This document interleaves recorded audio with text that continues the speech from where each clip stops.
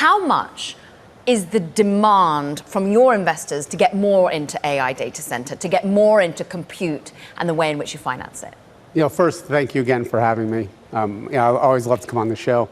We like you said, we had our 20-year investor day yesterday.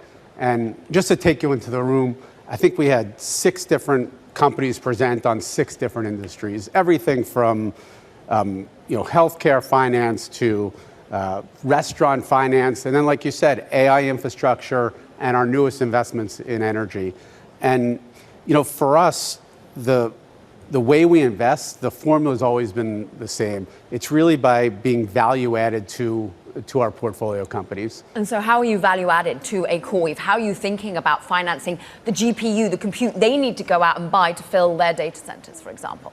That's right. So for us, it's really about thinking about the asset first, right? Understanding the value of that asset, understanding the customer contracts, and then helping the companies unlock value from there.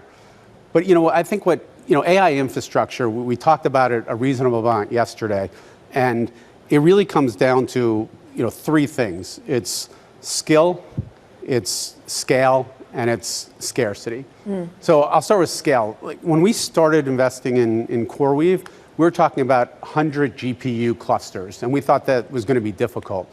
Now they're putting in 100,000 GPU into clusters, and they're going to do million GPU into clusters. And so the scale is just massive. Yeah. Right? Then you go to the skill, and what you can compare it to is it's like an F1 car instead of your family sedan. This is really, really hard to do. Okay. So companies like CoreWeave, they're one of the few in the world that can actually do this. And then to your question is the scarcity. People say there's not enough GPUs and not enough power, but the issue is the demand. The demand is just off the charts today. Every company we talk to, our entire channel check just says everyone needs more GPUs. David, can we talk about how Magnetar muscles in on any project? The headlines that cross the Bloomberg on a weekly basis at the moment are about the great scale AI neo-cloud infrastructure projects, but you have legacy finance coming in hard, strategic partners, because the size of the check to get the project off the ground is getting bigger and bigger and bigger. That's right, and it's a great question. A lot of the capital that's come into private credit has been this one size fits all. Let's make sure the mandate fits into insurance company type of money. That's just not what we do. What we do is we go in and we want to be value added to partners and help unlock value. So we want to sit with management teams and talk about how to lower their cost of capital over time, and that's why they bring in a Magnetar. David, where and what is the next CoreWeave for you? For us, it's a diversified portfolio approach. So we're always thinking about downside first. So we're going to look at the assets and contracts, but then it's how do we help unlock value?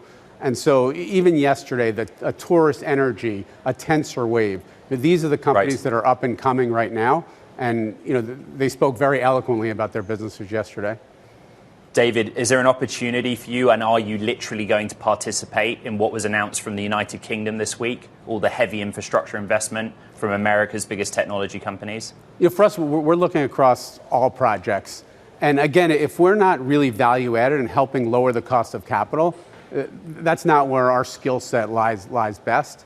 And so for us, it's really getting involved with management and helping them make decisions given the data that we have inside of our firm. There's almost a CoreWeave just launched in the UK, Nscale. I mean, again, a crypto miner that pivots into compute.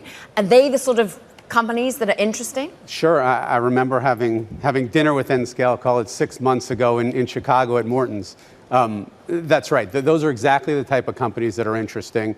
And for us, we have to really make sure that we're thinking about our capital and we're thinking about our investors and making the appropriate allocations. Just for our audience that is savvy on financing and is savvy on AI data centers, how do you lower the cost of financing?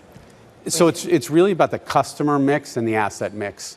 And so we're really trying to think about, how we take a customer mix. So if you have all non-investment grade customers, that's a much more difficult portfolio to finance.